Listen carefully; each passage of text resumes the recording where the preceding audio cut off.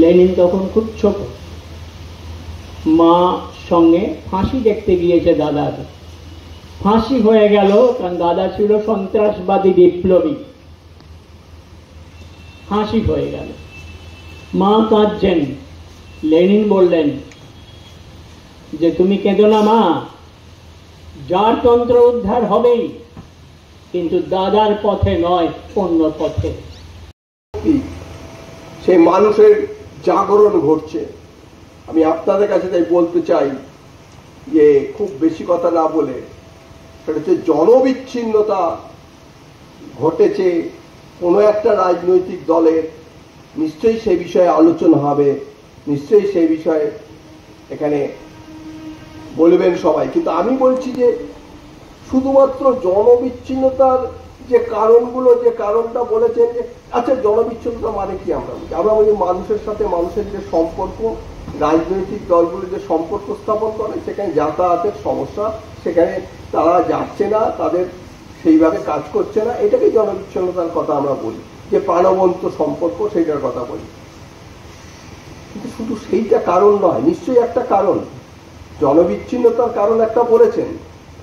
এই কথাটা যেহেতু অসীমিতদা বলেছেন, আমাকে সেটা একটু উল্লেখ করতেই হবে। জনবিচ্ছিন্নতা নিশ্চয়ই বামপন্থীদের দুর্বল হওয়ার পেছনে জনবিচ্ছিন্নতা তৈরি হওয়া একটা কারণ, কিন্তু এটা সব কারণ নয়, এটাই প্রধান কারণ তা নয়। আমাদের বিরোধী শক্তি তাদের যে কার্যকলাপ এবং তাদেরকে রাষ্ট্রশক্তিকে যেভাবে ব্যবহার করছে, যেভাবে মানিকে ব্যবহার করছে, যেভাবে মাসেরকে ব্যবহার করছে, যেভাবে মিডিয়াকে ব্যবহার করছে, এগুলোকে বাদ দিয়ে সবটা পর্যালোচনা রিভিউ করলে কিন্তু হবে না। সেগুলো নিয়ে আলোচনা করা। শুভঙ্কর দা যখন বলছিলেন, অনেকগুলো গুরুত্বপূর্ণ কথা উনি বলেছেন।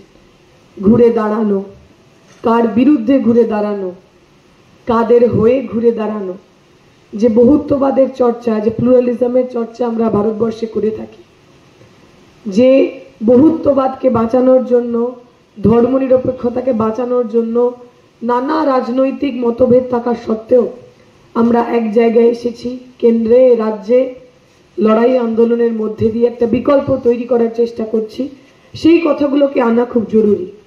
এবং একই সঙ্গে যেটা জরুরি, আজকে যে আন্দোলনের সামনে দাঁড়িয়ে আমরা সবাই এই কথা বলছি, আমরা বিশ্বাস করি এখানে যারা বসে আছেন তারা প্রত্যেকে 9 তারিখের পর থেকে এমন একটা দিনও যাননি যেদিন কোনো না কোনো আন্দোলনে অংশগ্রহণ করেনি।